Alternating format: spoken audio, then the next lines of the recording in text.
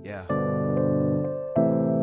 If I die tomorrow, I hope you hear these words. I ain't here to flip no birds or sip no serve. Hope the future generations can get this urge. Stay woke, youngin', and avenge these nerds.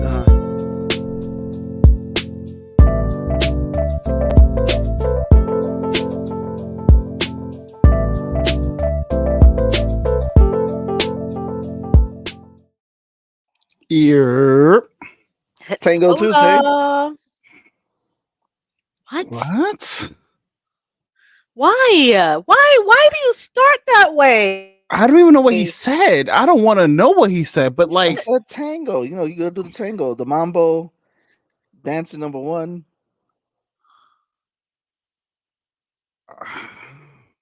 Oh my god.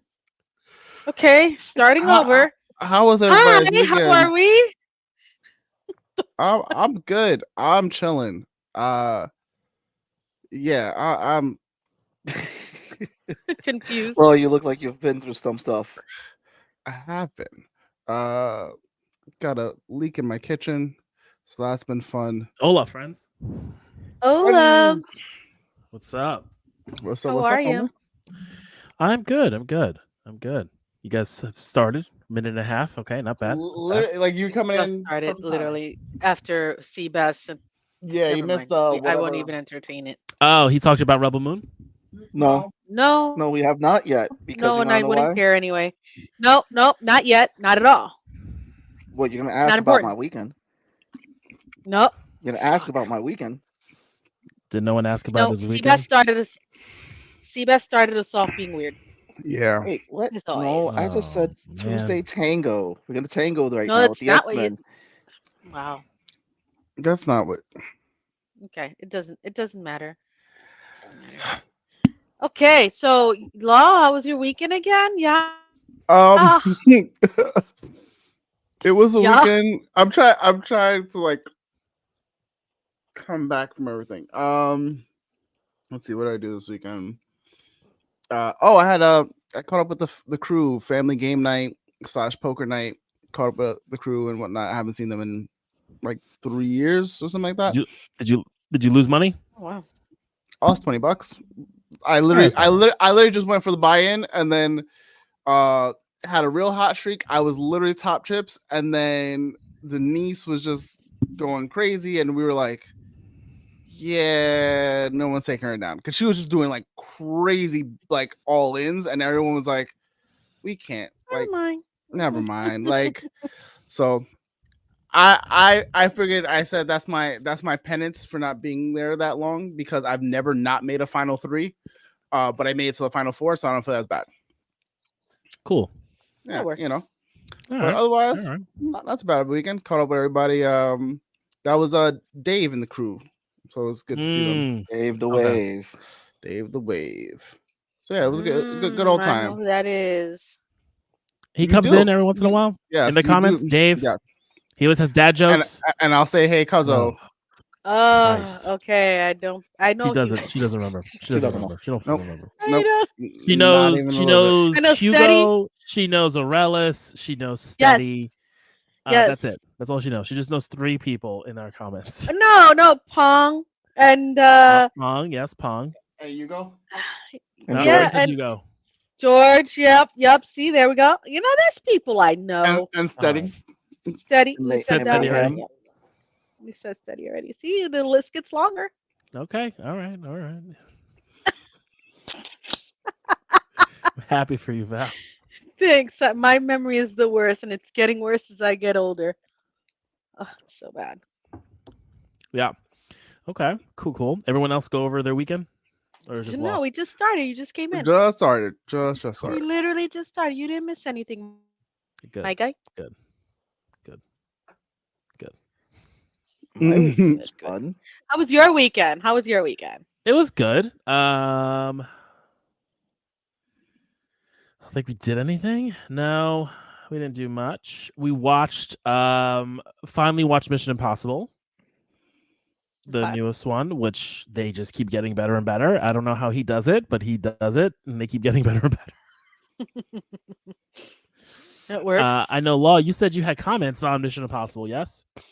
I did. So okay. Well, somebody made a joke where online where they said it shouldn't be called Mission Impossible anymore. It should be called Mission Probable. And I thought that was fucking hilarious because it's true. But for me, I'm like, I don't know. Like, I feel like this is like Fast and Furious franchise where like things just keep going and going and you don't know where they're going anymore. And I feel like there was some level of like, ooh, espionage. He backstabbed me and betrayal, all this other stuff. I have no idea where this is going. There's so many threads in this movie that I was just like, yeah, but like, look, the thing with Mission Impossible though is that it stays in its lane in the type of movie it is. Where Fast and the Furious doesn't know what it is. It moved away from street racing into just action-packed nonsense. Street racing and boosting fucking stereo equipment. Do you remember that? And flying into space with cars. Do you remember that scene? Yeah, no, flying through buildings and stupid shit. You remember that scene grabbing in Family babies? Guy? I don't know. Yeah. The scene in Family Guy where the person's driving the car and they're like, "Oh, they're gonna drive in all to the other lanes." Like, watch out, everybody! That's Fast and Furious. Doesn't know stay in its lane. Yeah, no, I hear what you're saying. I don't know. I always enjoy like what they're doing. I like how they're using AI, right? Because AI has been a thing, so they made the big thing that's going to destroy the world AI, which is fun. Skynet. I'm not saying I don't like the movie. I guess I have to watch it. Just more so like, yeah, they're all on Paramount Plus. Like, where are we going with this? Oh, there's no where we're going. It's just this next problem. He wants to do these. Like, we all thought that these two were gonna be the last two, and then he goes on and talks in an interview that like Harrison Ford inspired him, that he wants to keep going.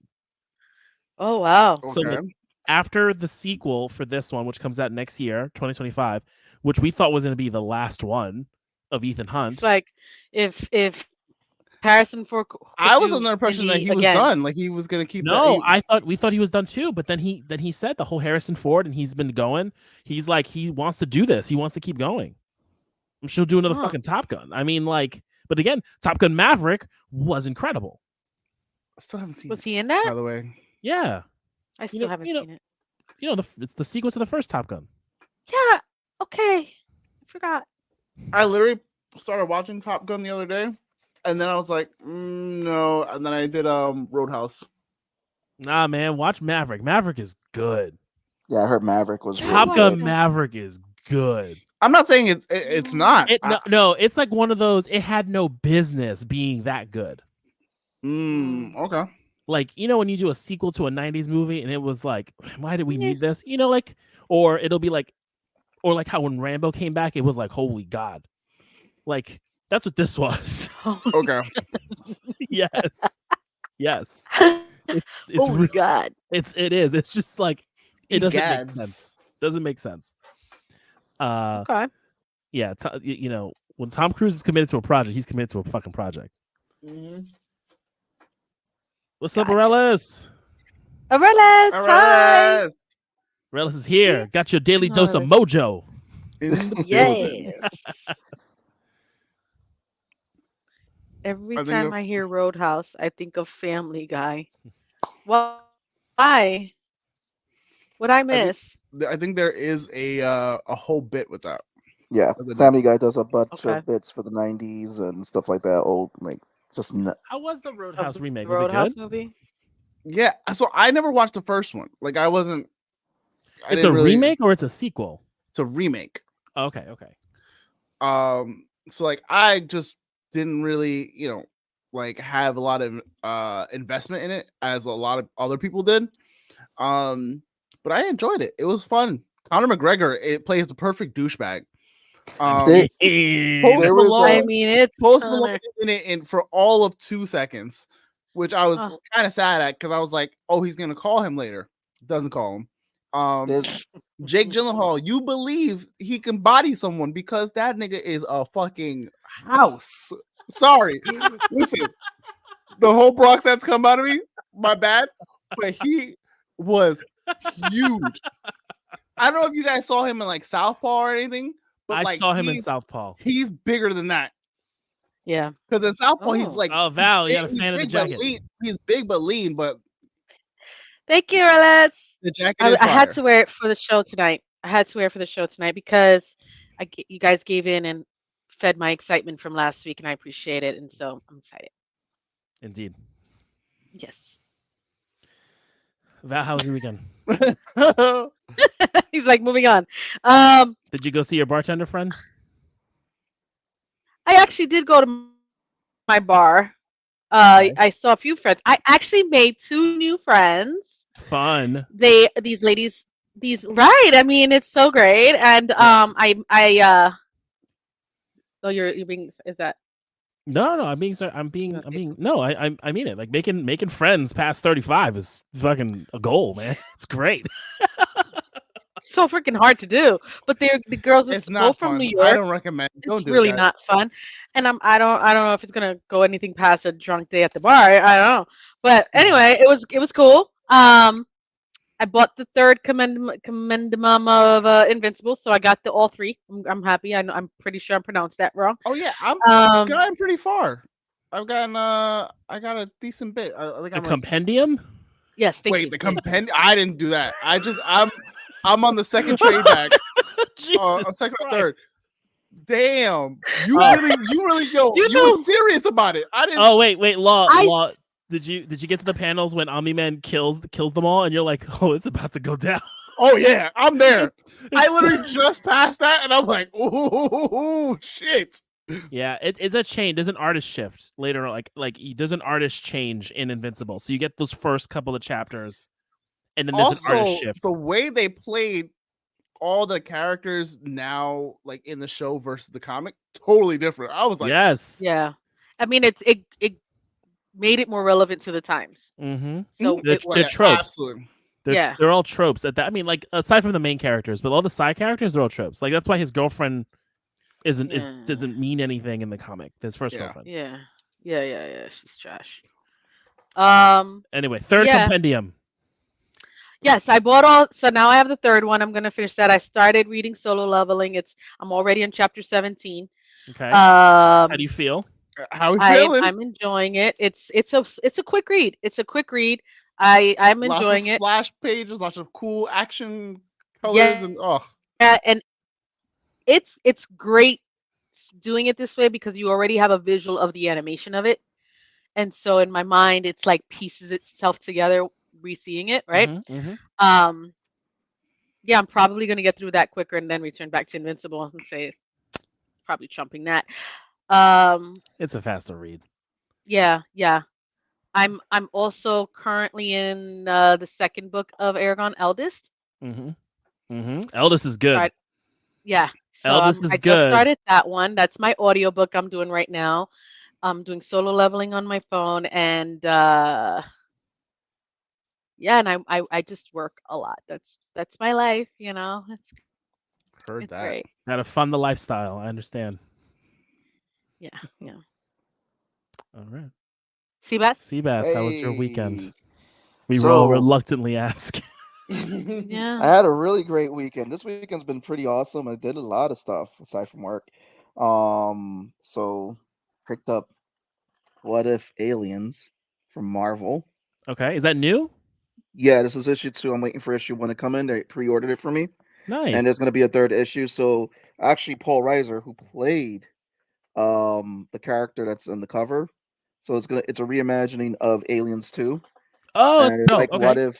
So it's like, Okay. what if his character actually made it and got off and transported the alien egg? So Marvel is doing it since Disney has the rights, and Marvel's doing the comic books for Aliens. The Last Ronin, not just The Last Ronin. But the that shit is good. It's good, and they're making a sequel. Well, they're making a prequel. They're making a prequel. I was like, a sequel. Yeah, there's no sequel. I don't know if you know how that ends. There's no sequel to The Last Ronin. This is the director's cut. They're making a prequel to how we got to The Last Ronin. Yeah, I have that already. The that Lost would be Years, nice. but this is called. I think I have that one. But this is the director's cut, so it actually has extra goodies in there, like some of the scripts and all that. Nice. So I'm excited about that. Last Ronin's good. I need to get some comics. I need to get the compendiums. I will do those eventually. It's just easier to read them, and it's easier to read them virtually than if I like it, I'll buy them. Yeah, it is easier. So also to Soul Rebel Moon, quick feedback on it. No one cares. Rebel Moon 2. No one cares. If you love the No one action cares. Just let him go. Just let him go. I'm about to think about it. Just let him go. I didn't do it. It was just anyway. let him cook. All right. So my honest feedback of Rebel Moon, if you love the action of 300, you're gonna like this in part 2. But I still have questions about the story. It gave me some of the stuff that I wanted for origins for the characters, but I felt like one of the characters got done real dirty.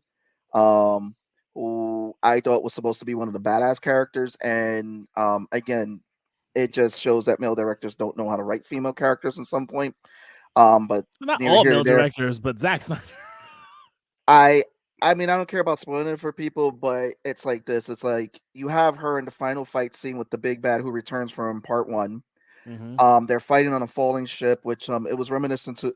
I mean, the ship is falling. They're fighting, and then he's choking her. He's on top of her, but then her boyfriend, lover, stabs the guy in the back to save her. So it's like it's showing that she couldn't finish the fight, which I was like, you kind of make the character look weak. And then he ultimately dies too because of his wound. But I think, the Ben Solo. Yeah, he does a Ben Solo. He dies from his wound, and it's like But other than that, I thought the fight sequences were great. I didn't need the slow motion of all the grain and the farming. I was just like, this is like farmer porn right here. That's Zack Snyder, man. That's what he does. Then I caught up on Konosuba, and I became a believer this weekend. A believer of what? What the fuck was that? TNA wrestler Joe Hendry, and I've been dying with this. It's been fucking hilarious. Wait, that's a wrestler? Yeah, from TNA wrestling, and that is his intro. And the crowd is going wild. Thank you. Yeah, it's made a big thing also to a splash on TikTok. And that's my weekend. Oh, Christ. I don't know what to I am do, man. so mad that you made us fucking watch that shit. Why would you do that? Because, believe it or not, on a separate side note, I started rewatching because I never finished. Started rewatching Brooklyn Nine-Nine. Brooklyn Nine-Nine is good. Yeah, it's so good. Hilarious. It's so good. Brooklyn Nine-Nine. They have the best Halloween episodes. Yeah, absolutely, hands down. Actually, the episode I literally just finished was the 3rd season when Amy wins, and it was great. I've been loving it. Captain Holt, man, it's so great, so fucking great. Peace, Andre. Yeah, man. But the pup loves what was it? Schitt's Creek. So Willow just sleeps out. We play episodes of Schitt's Creek for her. Yeah. Yeah, Relis. I don't know what the hell. Yeah. Schitt's Creek is part of our rotation, but we're on season 5 of Modern Family, and then I think Schitt's Creek is coming up because we do like a sitcom. We do a sitcom rotation, which has worked surprisingly well in showing different types of relationships to the kids, since we don't have those types of folks around us. Showing gay representation and all that is it has been a happy side effect learning experience of having sitcoms that are okay for other kids. I mean, the kids love The Office and all the other stuff. Like, they know the characters, and they know Parks and Rec, and they know Schitt's Creek, although they call that the Creek Show. And they watch Modern Family. So it's good. That's been a fun side effect of us watching some sitcoms. And then we have the ones we can't watch with the kids, which is New Girl, because there's just way too much talk about sex. It's not even worth it. And of course, you can't watch them with Veep. If you haven't watched Veep, watch fucking Veep. Veep has some of the best. Veep is fucking hilarious. Some of the best comedy writing ever. It's so good. Dreyfus is really good. Oh. She's fucking hilarious as the fucking vice president. Veep is so good. But so Law, you should put that on your docket, man. There's stuff that I'm like, yeah, maybe. Nah, man, it's funny. It's so funny. I'm not denying it, but I literally watching so much stuff right now that I had to watch Brooklyn Nine-Nine right now just to palate cleanse everything else. Because I feel like I've been watching so much of this that like right now I'm watching The Artful Dodger, which is Disney Plus show. I'm like on the last 2 episodes. Been really good. I'm watching oh man, what the fuck is that show? The animated show that fucking oh my god, what is his name? Oh my god, that's gonna kill me. Ted Lasso. Ted Lasso is a perfect palate cleanser. Ted Lasso is really good too. I need to also watch that. Just a bunch of stuff. Kaiju number 8. I'm watching. That's 2 episodes. What do you mean you're watching?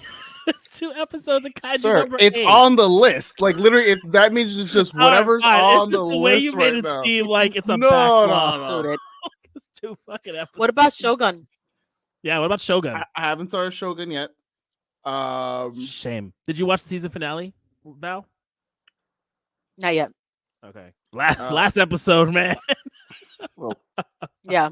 I gotta ask. I'm not there yet. You're not there yet? Undead, No. Undead Unluck is the other one. I got about 3 more to go. Okay. What the fuck is? What I gotta ask because this one's relevant. Did you guys see that new Deadpool trailer? We did. I want to watch it again to kind of get a better fucking hype train, man. Yo, Marvel is dumping all the eggs in this movie. They're like, I mean, honestly, at this really point, it's their last ditch effort. It is their last ditch effort, which is like kind of crazy. What do you mean?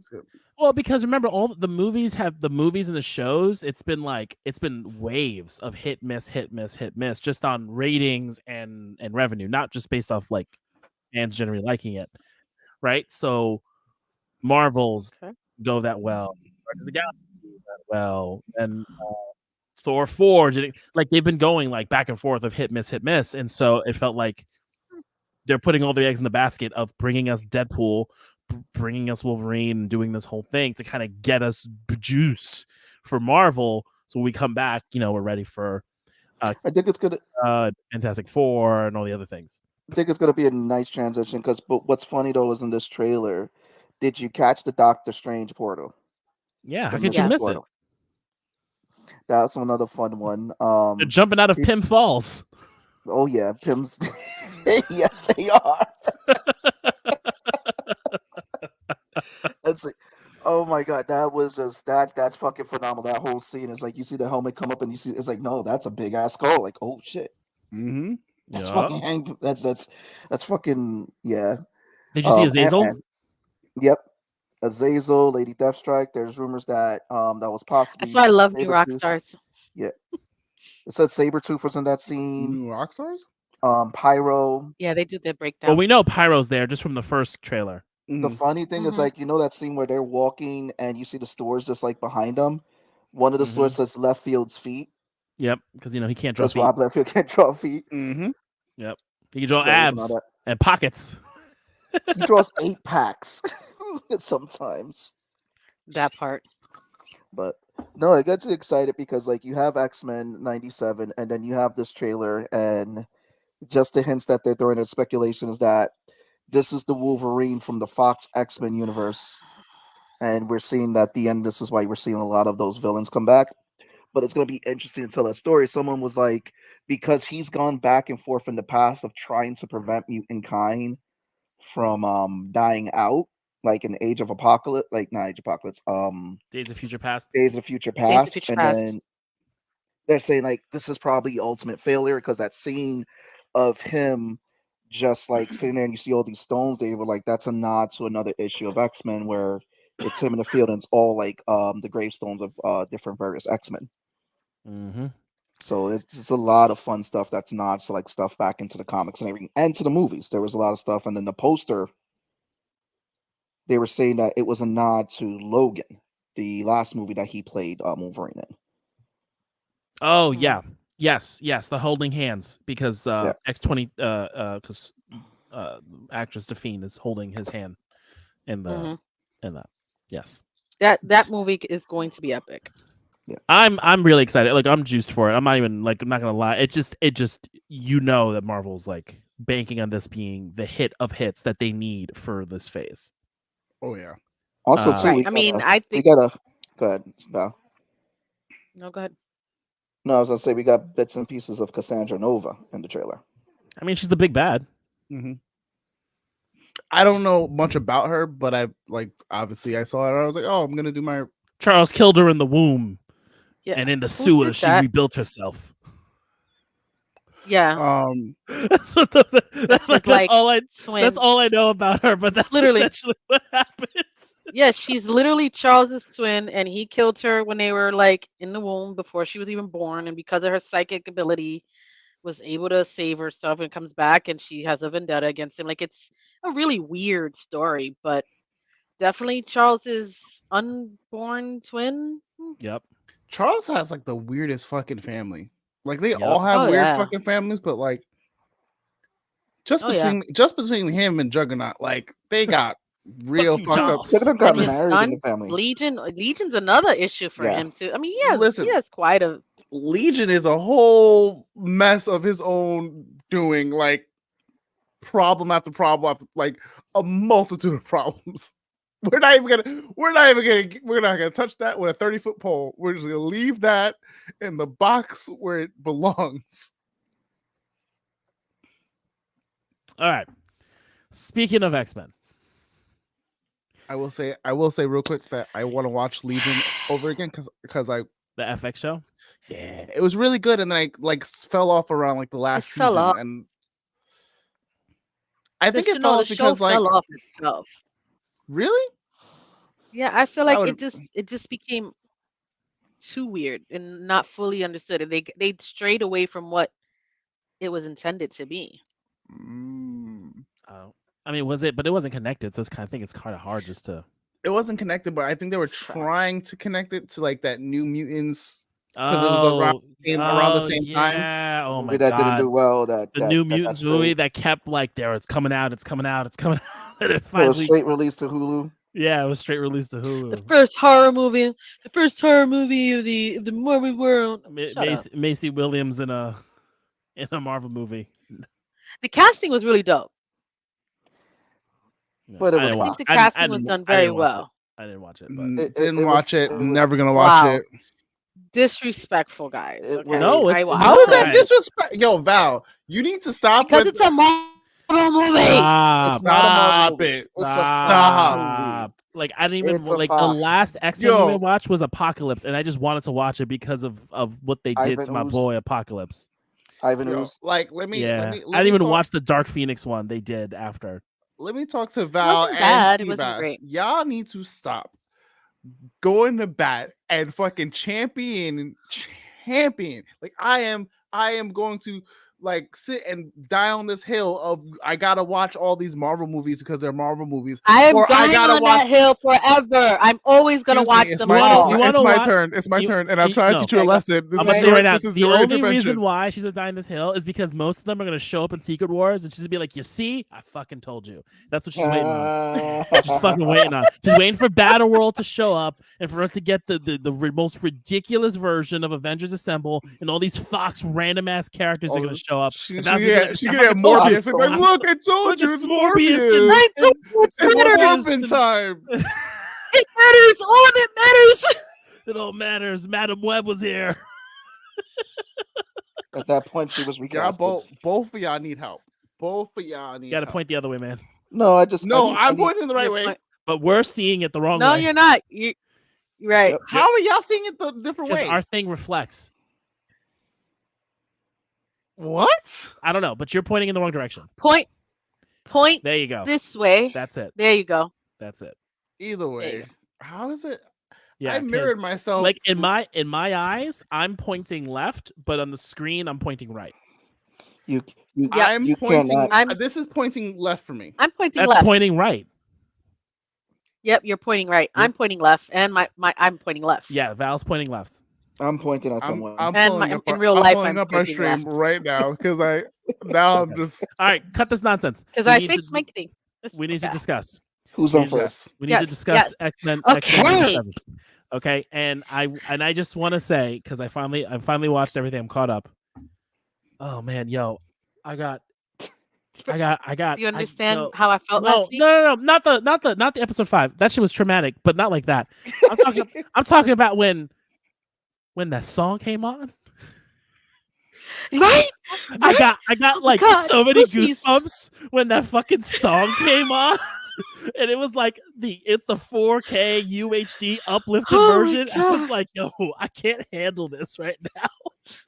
This fucking song from my childhood that's on for 20 seconds, but it's Is 20 Tone seconds showing emotions right it's now? 20 seconds of bliss. He sure is. Wait, And wait, wait. I I'm am. taking it all in. Is this your one emotional thing for the year, and then you're I mean, done? unless this fan made version of Berserk touches me in a certain way, then yes. Keep giving me the No, emotion but, though. like, The no, song. in all seriousness, like we always talk about how the X-Men opening is like the bop of bops of childhood openings. Like, Gargoyles is there because that song is epic as fuck. Batman is just iconic because it's so dark. But X-Men, though, you just throw that shit on and you are ready. To be fair, they said, "Hey, we want a full orchestra for Batman the Animated Series," and he said, "Bet, let's do a full orchestra." No, seriously, I get it, but I'm just like, but that X-Men song comes on, and you're like, you're ready. And then I was like, and then obviously they're gonna do it again for X-Men '97, but I just wasn't ready for the upscaled version of it, and I'm just like, it's so great. It's so good. And then every time I watch it, I don't even skip the previously on X-Men because I just am afraid that I'm gonna skip the song. So I just watch the recap so I can listen to the song.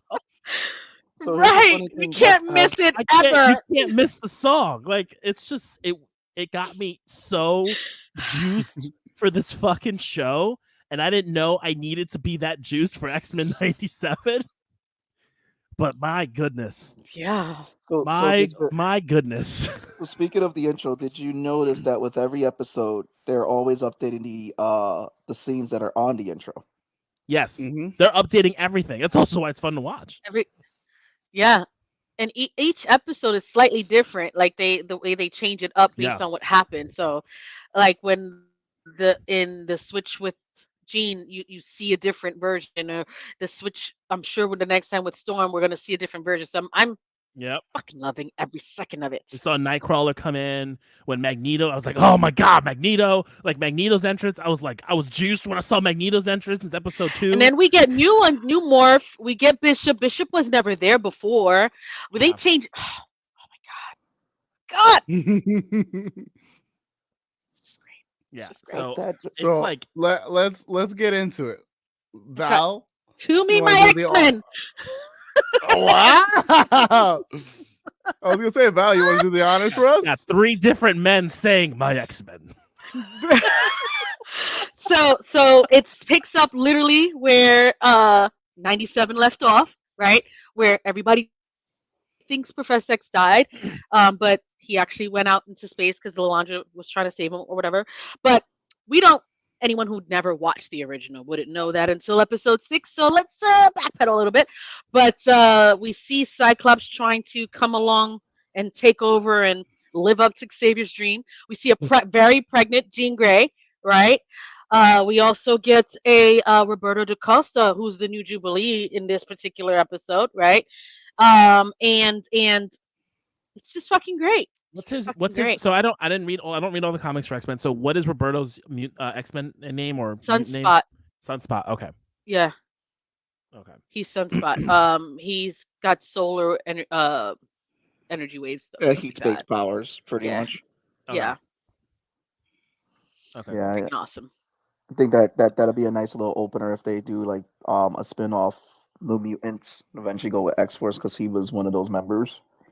But I thought that was great. And the whole relationship dynamic, they didn't skip a beat at all with these characters of who they are, because that was one of the very interesting thing about reading the X-Men comics was their relationship and their dynamic together. Again, Gambit and Rogue, seeing them come back and all that. You have again Scott and we all know Jean. And I like the And character Madeline. that the Jean. That's why I did the quotations in this episode, because no one knows this yet until I think we get to episode 3. Interesting. Nice. Really? The voice actors for Sunspot and Wolverine were on a live YouTube show the other day. Do you think X-Men 97 will be the actual MCU version of the X-Men based on the Marvels and I don't Deadpool? I don't know. I think this is gonna be an alternate. It's gonna tie in somehow. Yeah, I know people are think saying it's that gonna be an alternate version. I know people are saying Professor X from Multiverse of Madness. They were saying that was because it's the same chair, same everything, same song. I mean, but that was just fan speculation that universe, of bringing when they identified the universe, it takes it away. I know, but it's just the MCU doing what they're doing with the universe if names. They did that to fuck Professor X is a trash way to die, bro.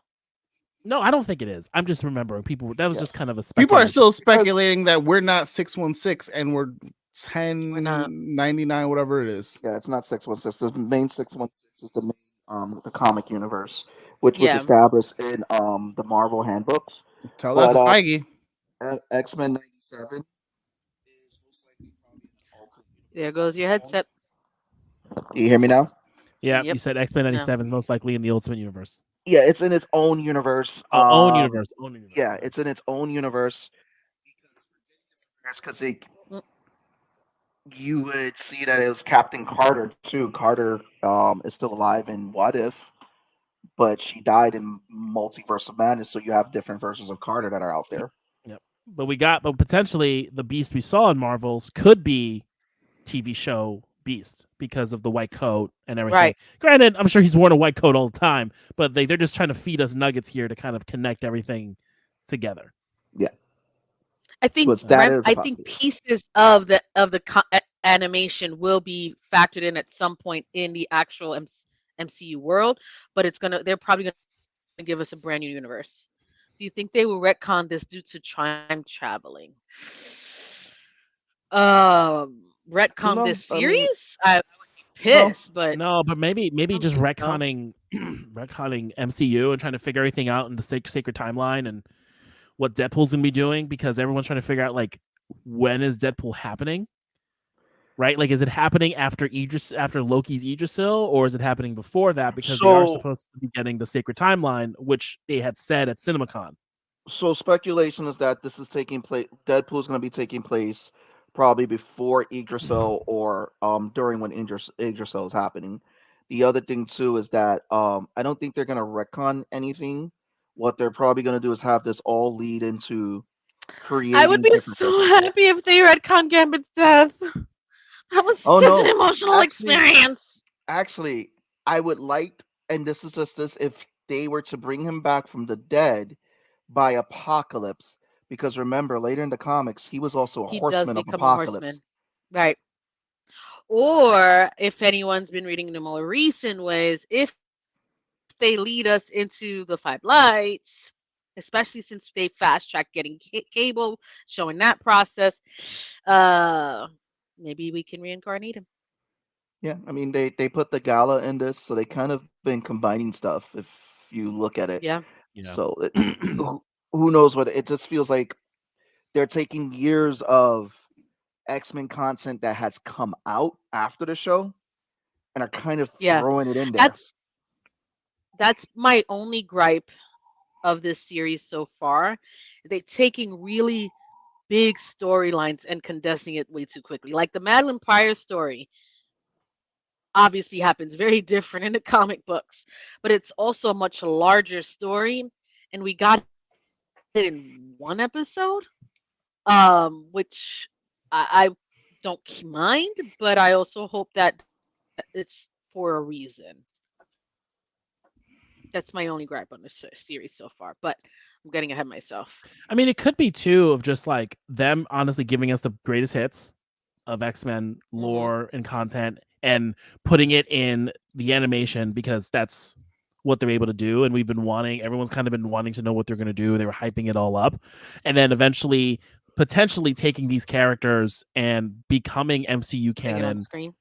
And then like we already know. So it's like they're banking on like you watched X-Men from 1997, you know who all these fucking characters are. You've watched X-Men 97, you know all the new stuff that's happening. So when we bring them in, our homework is done. Yeah. Like you don't need to worry about all the major X-Men fun storylines because we did them in the cartoon. So when we bring them into MCU proper, we can now just play with them as pieces and do like all the bigger stuff. Right. And we don't need to hear you bitch and moan that we didn't do all the stuff because we did in the cartoon.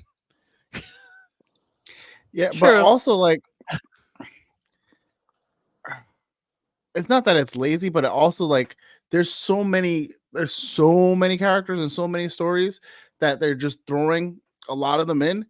I'll give them credit because like that opens them up to be like, yo, we know we're gonna probably do this for the next I don't know. I don't to say, Aurelius. Do you think Cable will travel and save him? I don't know. I don't know. I mean, I want him to come back as a horseman. Is it wrong that I wasn't as emotionally impactful because I know they will retcon all of this once I saw Cable? I don't want it to be retconned completely, but I'm hoping that they give us something back. I don't know. We'll see. See, maybe I it's want them to and they don't want to use Gambit yet. I want them to stick to their guns, and I don't want anything retcon. Because I love the fact that episode, we all know which episode it is. It was very emotional for a lot of people, and we want to see these repercussions. And it's just funny because you have X-Men 97 coming out the same year that Deadpool 3 is coming out, Deadpool and Wolverine. And it came out after the Marvels, which we got the X-Men drop with Beast at the very end. So again, what we know about the multiverse, how they're playing it, and I know I'm probably skipping ahead because in episode 5, the Watcher does make an appearance as well because you see that silhouette. Wait, so, where's the Watcher? I must have missed it because I was working while watching it at the same time. It's you pretty much see him in the silhouette. There's a scene that you see him in a silhouette in the sky. Yeah. Like he's watching what transpired in that episode. Okay. The fall of Genosha. He watches particular events that affect different timelines and everything. Yeah, and Genosha going down the way it did. I mean, obviously that's another one that's a much bigger storyline in the comic books, but it's huge that the way it happened here. It's huge. My only thing was like I got like it. My only thing, maybe just you hear what happened. You know what happens with Genosha and everything in 97 is that it felt like it was the only way to bring Charles back. Like they use it as the catalyst to get Charles back. Like Charles left in the end of X-Men because he was gonna die and she was gonna save him, and then he's in the Empire, right? And then it's like, okay, now we need to fix this problem. Girl. He's got his legs back, and now they're like, okay, well, Magneto is potentially gone. Cyclops is an emotional wreck, so we now need someone to lead the X-Men. We need to bring Charles back. How do we bring Charles back? Have him lose all his children. And so I think if I was being really critical, it felt like in the writer's room, they were like, we need to find a way to bring Charles back that's believable. Let's just kill a bunch of fucking mutants and kill Gambit. So Charles feels it and rushes back to Earth. Honestly, I because that was the storyline too, where he did leave Earth. Magneto, who we now see in episode 2, took over the X-Men. This was the time that he was turning over that new leaf, and we get the Magneto superhero costume with the big M.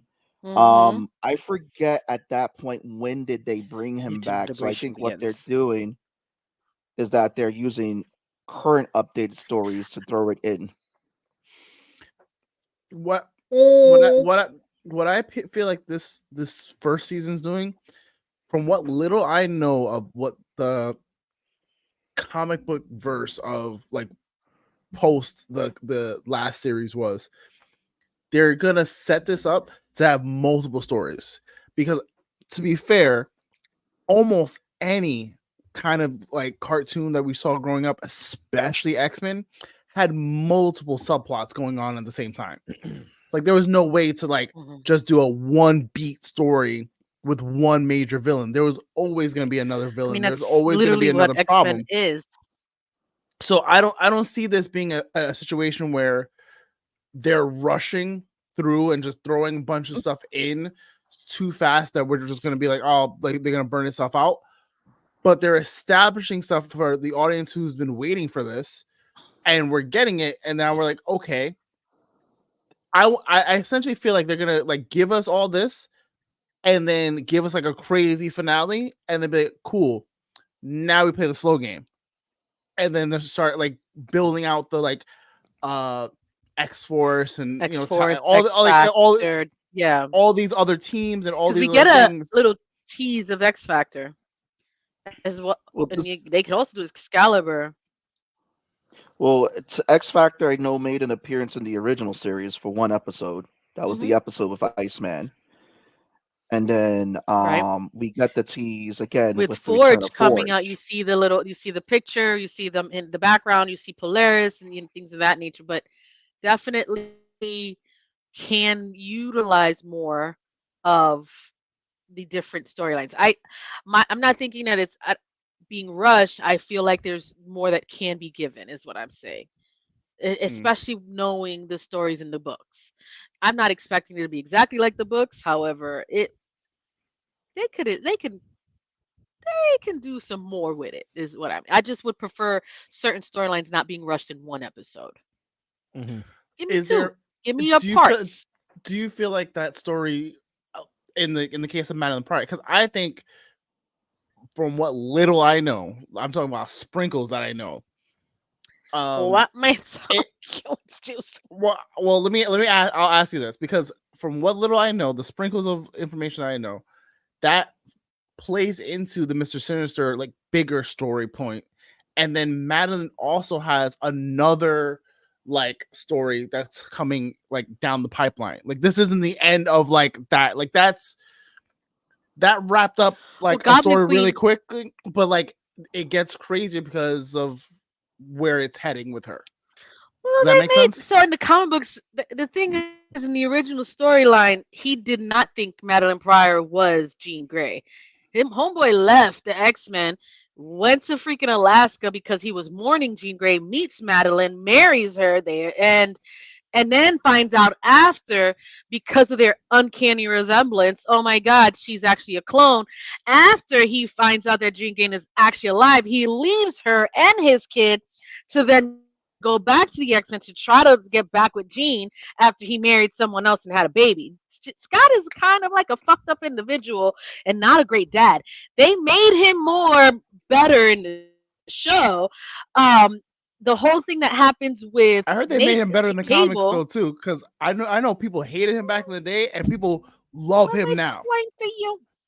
Well, if we're talking about after Hickman, it's very different. Post Hickman and pre Hickman, two different worlds. But Cyclops has his ups and downs. I mean, Homeboy killed Professor X when he had the Phoenix Light Force in him.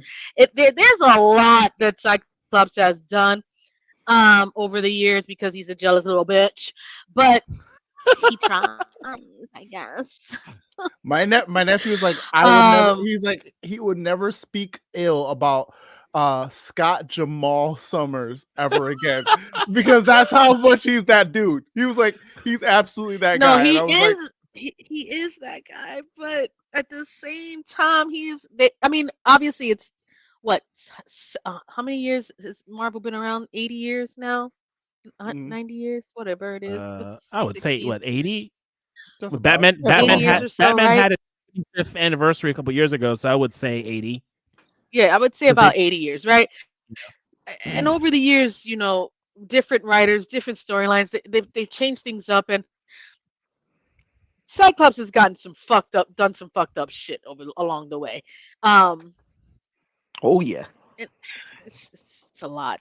They cleaned it up for the show, and we have a question. Do you think the shorter episodes hurt the stories or made it better to condense the story for better stories later on? It could go either way. I don't think it hurts the story. For that particular one, like Madeline Pryor, it made Scott look a lot better. Like it wasn't intentional that he abandoned his wife and kid, because in the comic books it was totally intentional. But I think it's going to lead to something worth it, hopefully. Slow burn. Yeah.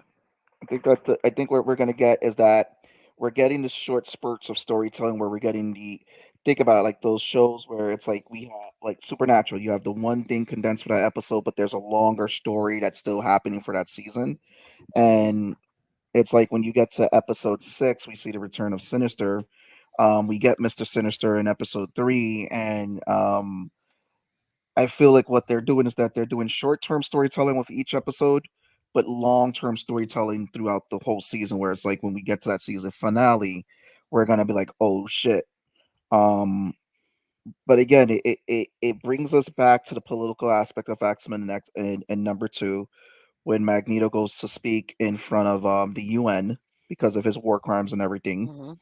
Can I just say, one of the coldest, most gangster lines I've ever, or just monologues I've heard, was when he had those bitches in space and said, "Listen, we're just trying to live on the same planet. Like we're just trying. But if you come at us again, just know I can kill you without blinking twice." Oh, I loved episode 2. Yo, that was I awesome. loved episode 2. Not I fucking loved playing. that whole. I Who loved was that like, fuck whole the scene. this man that Fuck around he and was like, find out. he was like, "You saw what you did to her? Bet. Mhm. I got your number." I was like, "Yo, Right. Literally, fuck around and he was find like, out. That's what it was. For Charles, for my best friend who entrusted me with this, I'm trying to be the better man. But don't I'm trying. He's like, I'm really trying. I'm really trying here. But fuck what you heard. I'm gonna make those war crimes you guys keep pointing at me. I'll make sure those shits look little." Shows the restraint that he. It shows the restraint that he has to put in order to like, yo, I want to fuck you all up. But it's like we got the villain. And he has the power to do it, bro. Yeah. Yo, that dude who thought he was big and bad shooting Storm was fucking so scared. Oh, the executioner. Listen, if Disney could have showed it, bro, I promise you, there's just a shit trail. He was so scared because, like, right before all that went down, he's like, "Oh yeah, I'm gonna do all this to the mutants, and then he shoots. He's like, "Yeah, we got," and then he realizes, "Oh, I missed." Yeah, and then you know, it's like I do like they identify Aurora as an Omega threat. That shit I was very happy about seeing. Yeah. It's so many good things. So many I can't wait till they like start naming more Omega threats because like I feel like Iceman, Magneto, Charles isn't. Jean is, but more so with the Phoenix Force. But I think she's like on that cusp. I thought she is without it. I feel like she is without it. Gambit technically is one, but Gambit nerfed himself because yes, because he went to freaking Sinister to try to stop himself because he saw himself fucking everything up.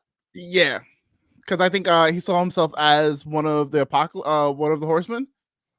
I mean, what he does to that. Anyway. What he does to that huge Sentinel thing, like showcases like how fucking, you know, like no one else can get to it, and he literally just converts it and blows it up. Yeah. Also, can we talk about I think it was in episode 2 where you see the connection between Rogue and Magneto. Yo, I saw that and I was like, you see, they kind of kindle their Savage Land thing. So that's in the comic.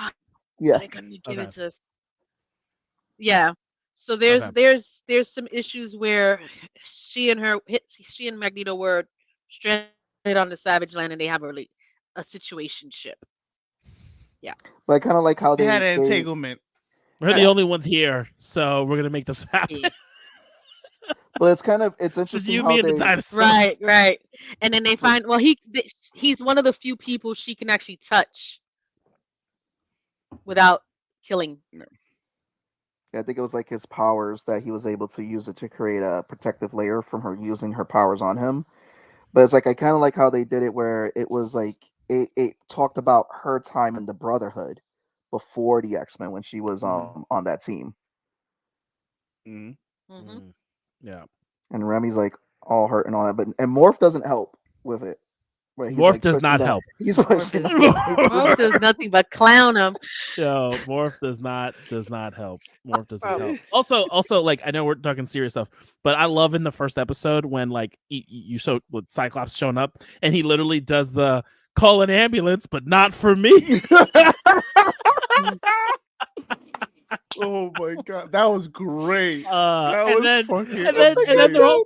they're all fucking fall, and he's like, "I'll meet you on the ground," and we're like, "What?" And then he just stops Yo! his descent with the laser. That shit was fucking cold. I was like, yo, It's like, absolutely, he's that Morph dude don't right give now. two shits. oh man, yeah, Fu- no, even that's funny, nah, Motendo was episode 4. Did you guys? yes. Yeah. How did that you was guys feel episode about the Motendo. return of Mojo World? before we I get thought it into was that, cool, and I just want Okay. to side note that Magneto told Gambit that he is the only one on that plane that doesn't have the ability to fly. So I will watch my words around me. And I'm like, neither does Cyclops. And your man just said YOLO. Like, Gambit will find a way. No, that opening No, scene when he runs out and he stops himself from falling with his laser. Yo, I was like, okay, I'm here, and I'm gonna stay forever. Val, we were just talking about that. I know, Val, we said that. We mentioned that whole I scene. I know, and I'm remembering it again. It's like deja vu. Like, are we serious? and it wasn't even like a mean, couple minutes ago. It was we, just we, we can now. we can believe. I'm We can believe. joining. Oh, Can I We say can I'm believe joining? in. yeah. You good, Oh, you my good. But goodness. Motendo was pretty cool because the original voice actress played the older Jubilee in that episode. Yeah. And I think it was a nice little break of the story. And then also too after that too, we got the story of Storm with Forge. But it was a fun episode. I like because they mentioned what they were gonna do is the old game graphics, which was a nice little nod to the original X-Men arcade games, which I thought that was I pretty thought that dope. was really cool. Like, I was like, oh, this Yeah. reminds me of the arcade game. Yeah, they made it work Mhm. really well Also- with the that episode. Seabass, piggybacking off of what you said, a lot of the voice actors are the same. I didn't realize, like, I think we talked about it last week, but like how many of the voice actors are literally the same person. And I think the only few changes here and there are like, Really? Yeah, a lot of the actors, Yeah. a lot of them Gambit are the is original. new, and the original voice actor for Gambit is somebody else in the series. Same thing But- with Jubilee. Jubilee is new, Jubilee- but the No, original I knew voice Jubilee is actress- new because the old, yeah. But Jubilee is like gonna like Jubilee's voice actress from the original is in the show still. Yeah, as the older Jubilee. I Yeah. think Storm is the same. Hey, Storm there he is. Storm What's felt like going it on? sound- You go. Storm You felt like go. he sounded the same. Yeah. Yeah, Everyone, the only person throwing me off the most is Wolverine. I don't Yeah, I know. don't think it's the Wolverine same is the actor. same. I don't think Yeah. Wolverine. It is the same voice. I don't actor. think I just Rogue don't is the think he could same do the- either. Yes, she is. Yeah, if you look up the IMDb and you see the actors, most of them are older folks. Yeah, But Rogue it's is the but same. Okay. Wolverine is the same voice actor. He just doesn't do the gravelly voice anymore. It sounds like a more Rogue just is the same. subdued. normal. Yeah, Storm it's is the same. like Wolverine sounds like he's just gargling fucking pebbles at all Well, you times. gotta think about it. Like he probably can't hit that voice anymore like he Gargling used pebbles. Beast That's is the not- same. Am I wrong? Am I wrong though? to. I mean, man, Yes, man. Don't Storm is worry, I'll wait. Definitely the same. But yeah, Seabass, going on Gargling what you pebbles said. is funny. Mojo World, I forgot because I like it's been so long that I've like watched the original series, so I forgot how Mojo and Mojo World like all played in, and I was like, oh, Long shot. right. It like I'm curious to see if he comes back and how, because I'm pretty sure like that's not a one and done. Yeah, Cal Dot is Wolverine. Yeah, same thing. Mojo usually just comes Mhm. back for like randomness because like you have Long Shot that deals with his world. You have Shatterstar, who comes from Mojo World. You have Spiral, who we saw in the episode. She comes from Mojo World. I And forgot again, he has a whole fascination with the X-Men, with like ratings, because that's how he operates. It was just funny to see that instead of TV shows, it was him now getting into gaming, which I thought was hilarious. And I was like, this is the perfect person. If it wasn't going to be Mojo, the only other person I would think to run that would be Arcade. Wolverine sounds like a bitter old man, the type who bitches about droopy pants and the hippie hop music. Oh my god. The hippie hoppy music. Wow. Wow. Listen, you're not wrong at all. But yeah, it was fun seeing. Again, I believe in this episode we get also too the villain that Forge was his arch nemesis, the adversary, pops up in this episode, in episode 4. It's interesting. I've only heard of the adversary. I thought the adversary was more of like in the realm of like Mephisto and fucking so Forge, and you see it later on in episode 6. He also can deal in the mystic arts because he's also Native American and shaman. So he's a indigenous person. It's just interesting because the look of the adversary, they obviously updated it for the show compared to what the look was many years ago, into like an owl, a demonic owl, and it just shows that it looked like the owl from Rock-a-Doodle Doo. Yes, it did. But it's cool that terrifying. It's cool because it's again, the X-Men not only dealt in politics, they dealt in the mystic arts. Because of stuff like this, they dealt in like the dark parts of Marvel when they had to deal, like at the point when they dealt with Dracula, when Dracula tried to wipe Storm. So there's a lot, and again, it goes back to hark with the Deadpool trailer. Like someone was like, maybe that was Forge opening the portal for him. Who knows? We don't know Forge's extent with, but I go, that would be an interesting thing. But obviously, that's not going to be it. But again, it's just bringing back a lot of memories from stuff that we saw in the comics. I was like, oh, the adversary. I would never expect you guys to do that. So that's been pretty cool. He's got a completely different look. If you look at him, what he looked like before, what he looks like in the comic books is a person with demon face and Indian feathers. Like I said, it was an outdated look, and now it's like, yeah, they updated the look. And again, going into episode 6, I know it probably skipped episode 5. It just Storm's battle with the adversary and her overcoming, and it's just that whole scene of her getting her black costume. I was like, oh, Storm! I was like, the goddess has returned. That shit was badass. That part. Also, I was gonna piggyback off of that because isn't she technically a deity? Like she's actually she was worshipped as one. But doesn't she come from a line of gods or something? Like she has some divine something. Like her powers are mutant, like of course, and she's an Omega.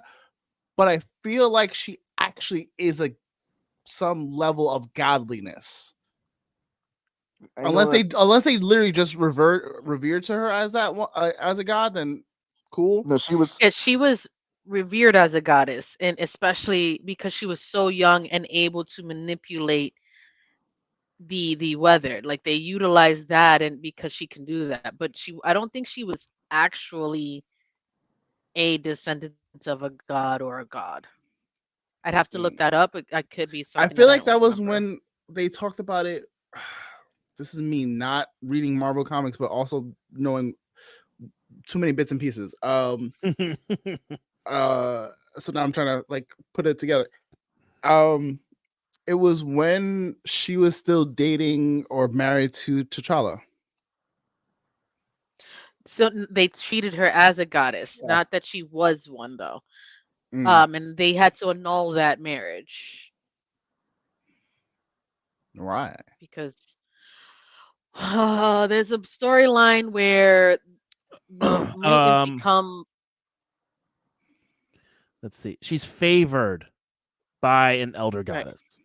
I'm looking at Reddit. Okay. That's what I probably heard. Ashtur is one of the Vishanti and the mother and the mother of Earth's first sorcerer supreme, Agamotto. Oh, also shit. Storm's ancestors were Shatu's shamans and high priests. So that's the reason why Storm has white hair and blue eyes. It's not due to her mutation; it's due to her divine heritage. That's Reddit. See, I knew I was onto something. I was like, she has divine something in her thing. I know I'm not crazy.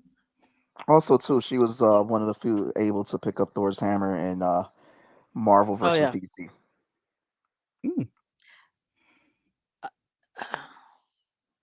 That's honestly not as surprising as you would think. Mm-hmm. Yeah, there's a bunch of stuff. It's getting retconned and all this other stuff. So there's a bunch of things there, but yeah. At one point, she was a vampire.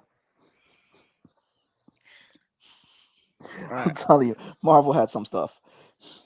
I want to touch back on it because we briefly hovered over Mr. Sinister. As a kid, I was like, yo, this is one of my favorite villains. As an adult, I'm like, oh, he's fucking wild. And I still want to just see how fucking dark it's gonna go. Yo, I'm over here like, are they going to let him be as crazy and as fucking dark as I know now as an adult he is? I mean, it seems like that's who they're going to be. I don't know how bad they'll get it, but it could. I mean, yeah, I think he is. The Massacre. Because like what right now, I would ask like Val and Seabass, based on what we've seen so far, where do you think the Sinister storyline is going? Because that seems to be like the behind the scenes like puppeteer at the moment. Like we obviously are going to have other threats, but I think he's going to be the main focus. He's involved in behind the scenes in so many different things, especially when it comes to his obsession with the Summers family. So it's hard to see where they go with it because it could go so many different directions because he's a catalyst for so many things that happened to him, to Cyclops. He's also like wasn't he first approaching his brother or something like that? Like his first attempt was to grab Havoc, and that didn't work. Both of them. So when they were at when they were in the orphanage, they were at the Essex orphanage and they were studied on. He had to inhibit Havoc's powers because his materialized before Cyclops did, and inhibited because of how he couldn't control it. So he got rid of Havoc and focused more on Cyclops instead. And it's been a thing their entire lives. Homeboy is fucking obsessed with them. And they have a third brother, no? Vulcan. Yeah, Vulcan. So Vulcan is they have actually there's also a half brother or sister, something like that. Vulcan is a half brother from their mom, who I don't know if she actually married or she was.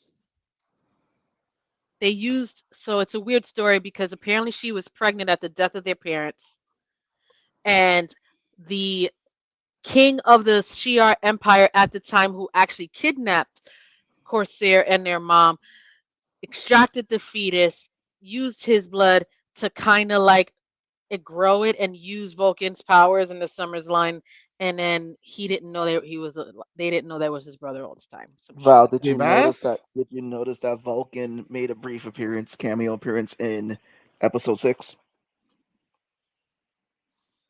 I did not see that. He looks like he was a member. Vulcan. I was like, why is Vulcan there? He makes a brief appearance in episode 6, a part of the crew. Yeah. When they when they fight Ronan. Yeah, when they're fighting Ronan. Because at that point in time, he's utilized by the Shi'ar Empire. They don't know that he's Scott's brother yet. He doesn't even know. Yeah, so it's just funny though because he makes the appearance right there. I was just like, oh, that's Vulcan. There's so much happening. Yeah, there's so much happening. Sinister and the Summers family. So this is why, like, I feel like I want to watch the old series, but I feel like the old series is still gonna have me confused. When Vulcan got introduced to the comics, no, you get more of the comic books will have you confused because it changes up, and then depending on who's writing, and then when they kind of change things up and then redo shit over, it fucks up a lot of the older stuff. So it's hard to really. But when Vulcan got introduced, that was the lineup that they introduced Darwin. So it was the actual second X-Men team that was sent out to go rescue the original X-Men from Krakoa. Yep. And And then they were the Cyclops had his, sacrifice team. and this was also to the beginning of the threads of the X-Men not trusting Xavier because he erased their memory Yep. about that team. And Vulcan was coming back. He killed Banshee in that story. And Yep. he was just pissed with He was Xavier. like, you left us to fucking die, and you killed off our whole team, and they don't even know about it. Damn. And that's Like, when you knew Darwin couldn't Xavier die. is yeah. Go ahead, Val. I'm sorry. No, you're good. No, you I want was to gonna say say Xavier? Xavier's a put of a dick. Yeah. This was beginning So of I've like, heard. but I mean, a lot of them are. Like Cyclops is a bit of a dick. Like, yeah, they do what they got to do. Is there anyone who's actually just not morally compromised and actually a good person? Storm. I don't think I've ever seen Storm do some dickhead shit. What about like Beast? Beast has his moments, but always for a good reason. Especially, see, there's also variations of Beast. Like you get Age of Apocalypse Beast, that motherfucker's Dark an Beast. asshole. Dark Beast, and he worked for Sinister, and he has the tendency to test things and lets his curiosity get way too far and creates shit he shouldn't be creating or being involved in shit he shouldn't be involved in. And again, depends on which storyline you're reading. There's so many. There's Jubilee? so many good stories. Jubilee's too sweet to like. Jubilee became a vampire. She became when No More Mutants happened and Wanda kind of took away everybody's power. She was one of the ones that was a depowered mutant, and then her whole personality, her whole life was gone because what are you without being a mutant, right? Years later, she ends up becoming a vampire and also adopting a kid, an Asian kid who she found and is actually a dragon in an alternate reality. It's a weird story, but she ends up getting her powers after the reignition of, you know what? It's a lot and not important, but she's no longer a vampire. Oh, that's something. Do you think we'd ever get No More Mutants in the cartoon version? I would love to fucking see that, but they have to do it right, because if you're gonna go down that rabbit hole, you got to do the whole story and you got to do it right, and also the reemergence with Hope and the Five Lights. Holy shit, that would be great. I think with No More Mutants, they have to in some way introduce the animated form of the Avengers in that. Yeah, because No More Mutants, that's House of M, right? Yes. Yeah. And that's with Wanda. It has the Avengers, it has Spider-Man, it has but like who says No More Mutants? That's Scarlet Witch. That's Scarlet Wanda. Witch. Yeah, Scarlet Witch. Yeah, that's Wanda. Okay. Yeah. But I mean, they can use it now because they haven't. We haven't heard that yet. We thought we were gonna get it with WandaVision. We thought we were gonna get it with fucking Multiverse. So like, here's the cool thing about this, because in the original X-Men cartoon back in the 90s, some of those heroes did make cameos, so we know that they're in that universe. And the fact that we have Ronan make an appearance, that was crazy. I didn't think that was happening at all. And now that they're all under one hub, it will be pretty interesting to see if they were to do that for the anime show. I know at one point. Go ahead, Val. No, I know at one point they wanted to do an animated version of Age of Apocalypse, but that was for Wolverine and the X-Men. Like they were showing the sketches that came out. So I mean, I think that's a storyline too people would like to see as well, as them do the Age of Apocalypse. So you have House of M, Age of Apocalypse, you have Decimation. You also have Bastion, who was a human sentinel, and they had like the Sentinel Primes that were hiding amongst humans to take out the X-Men. You had like the Shi'ar War, where a group of X-Men were out there helping the Shi'ar.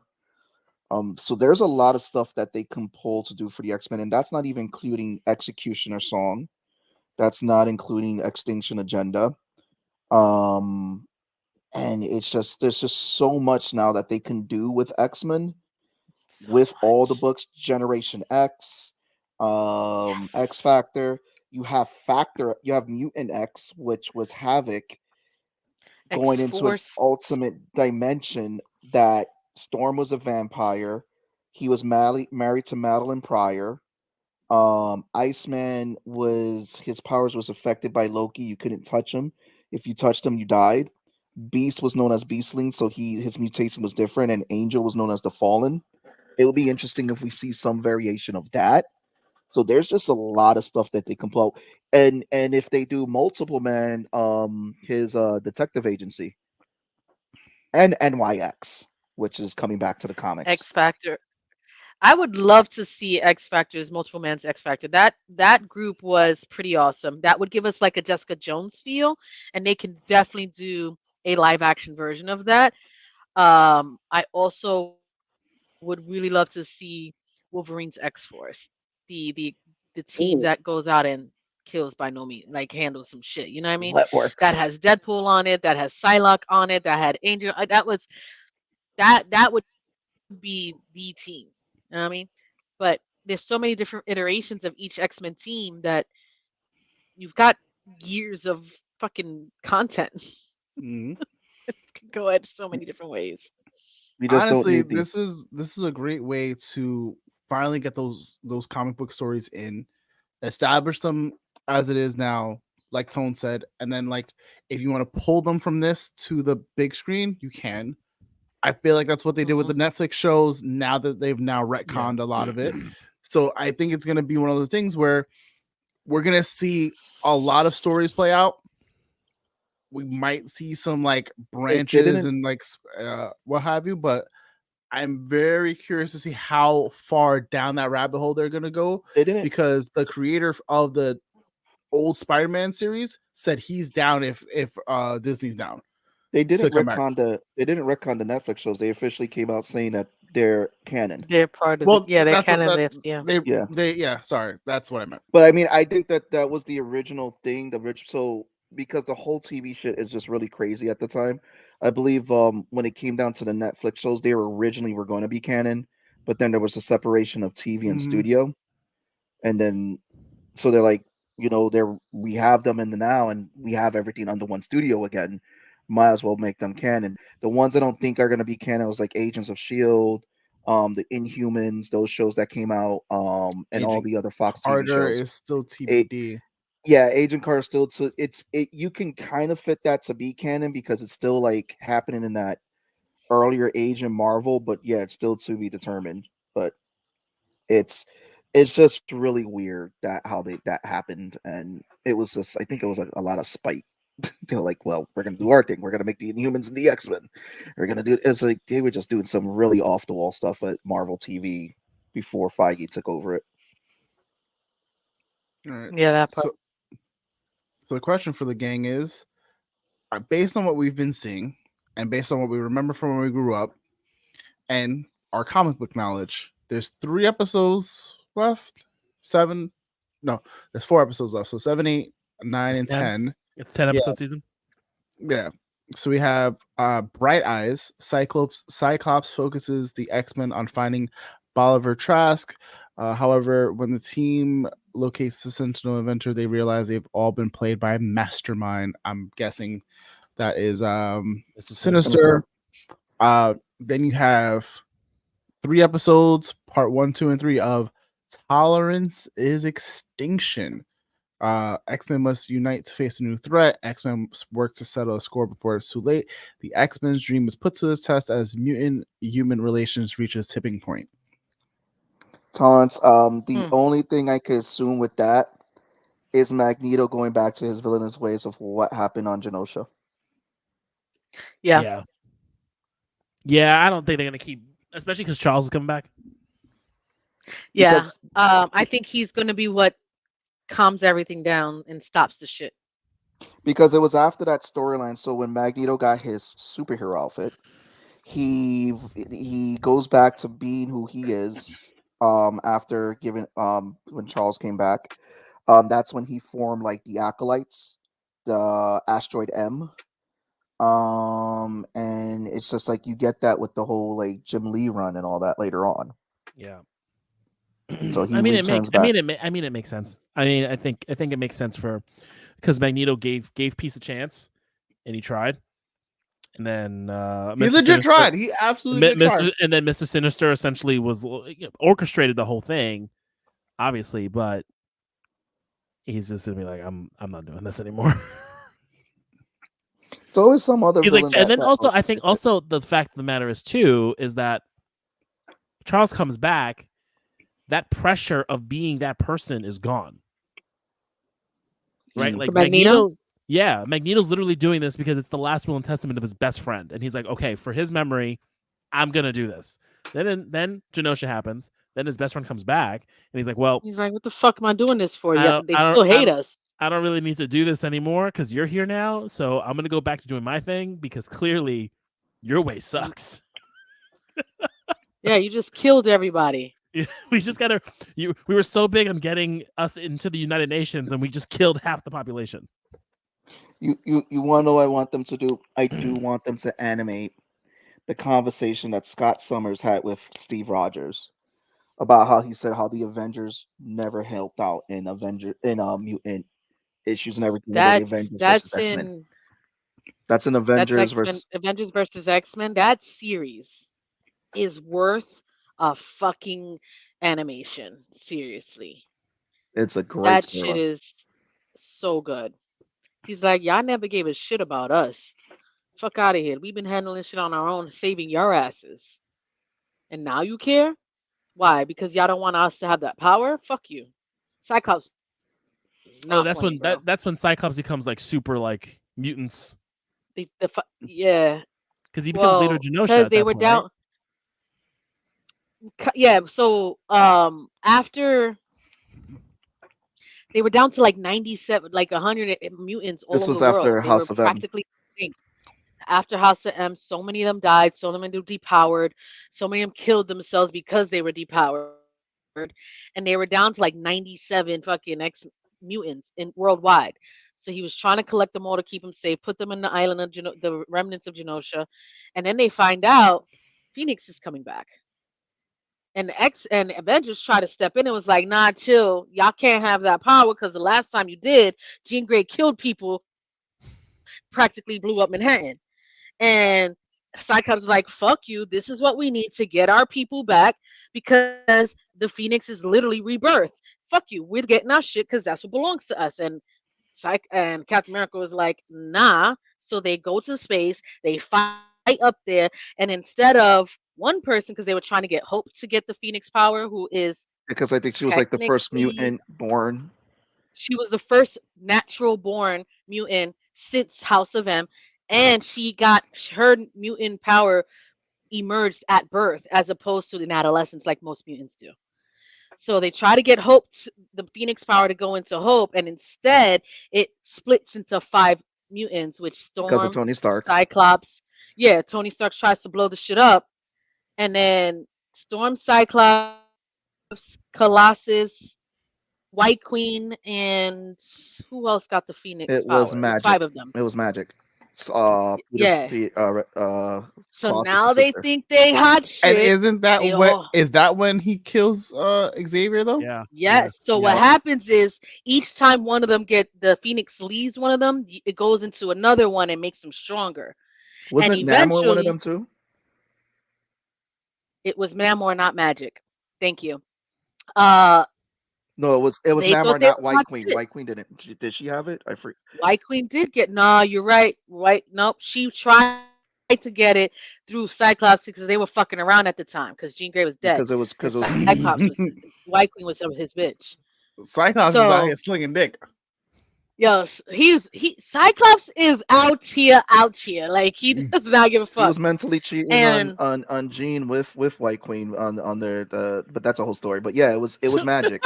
It was Magic, Peter. Hold on, but Jean ain't innocent either. This bitch been fucking with Wolverine. Anyway, what I'm saying is, so now they got the 5 Phoenix powers. They're trying to reignite the mutant world. They end up finding the 5 lights. So all these all new mutants starting to reappear that are under Hope for some reason. I forget what it was.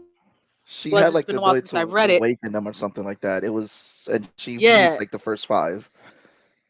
and that was Cable's daughter because she raised her in the future. He took her and raised her in the future. And it's an OD lit storyline. Then Professor X comes and tries to stop Cyclops because now he's got the full power of the Phoenix Force after each of them got depowered. And instead of him listening to Professor X, he ends up killing him, exiles himself, and then they become two teams. Now you got Wolverine's X-Men and Cyclops X-Men. And Wolverine tried to lift up Professor Xavier's dream by creating the Jean Grey School, and then Professor Cyclops tried to do like Magneto, and he was like, "Fuck that! It's mutant race above everything, and I'm here to protect what we got left." It was a lit story. I don't care, yo. And this is And then why we Captain have America. Scott Jamal Evans. And Oh, this is Scott also Jamal too, Summers. this was also the point too. Like Captain America did his own X-Men, was just called Uncanny Avengers, where it was like it was going to be Yeah, a member of the and Avengers and the Rogue was members of on the there. X-Men. Wasn't like the Mhm. first Rogue was on there. issue? Wolverine was on there. Wasn't like Wolverine the was always first villain bounced was around like due to Red Skull popularity. was trying to take Professor X's brain so he can have Fucking Professor X's yes. powers. Yep. Stupid. It was a fucking stupid try. I was pissed at the Uncanny X-Men. That was Marvel trying to say, "Fuck you, Fox. You don't want to give us our shit, so we're not going to The give you Uncanny shit to Avengers. use." Yeah. That's the Uncanny fuck they did. Avengers. So they practically killed everybody off and said, "Screw you." Yeah, we're gonna make. Yeah. A random thing. Did anybody watch X-Men Evolution when it came out? I Yes. did, and I I heard watched a there's couple still some episodes. episodes I gotta watch. I so want that to be a thing again. Like I miss So worth that it. version of the X-Men. Because when we didn't have the old one, I was like, what are we gonna do? And they were like, hey, Mhm. X-Men Evolution. And I was like, oh, Oh, I'm with please it. and thank you. I was super excited to see Nightcrawler in the last episode, in episode 5, him showing up and then seeing everything in Genosha. So good. It was just a very good. Did It's we bring up that made Hugo's comment? so I was wondering what Magneto that jacked Was he that Magneto jacked that jacked in the original series. Yeah, you just don't see it You don't see as it. much because he ain't showing his arms. He's showing he had a full covered suit. You ain't seeing those Nazi beaten guns. But you still see the 6-pack underneath everything. Oh man. And he has always been a big dude. Mhm. That's what got Gambit scared. Chill. Don't, Gambit was don't tripping. He was try to like, play wait, hold Gambit. on, what's Gambit was going not on? scared. He was like, yo. But yeah, that I episode when wanna they did the dance was pretty dope too. When they did the dance in episode 5. I want to see if they Mhm. pull things from X-Men Evolution because I think that's another fan favorite like series, and I think it would be cool to see them take like elements from that and bring it in because that was a fucking fun series, at least from what I remember of it. I don't know if they My issue with because I feel that like they're very series comic book is based. the way it wasn't very comic book based because it was very movie based. They fucked up No, Rogue in that fucking I'm saying series. what they're doing with this series is that with the X-Men 97, Oh, I it's feel more like they're comic going book more based. comic book based. Well, like you said, Evolution was more movie based, so they were living off of A the hype of young, movie. unrealistic movie based. Because Rogue didn't have Miss Marvel's powers; she hadn't stolen it yet.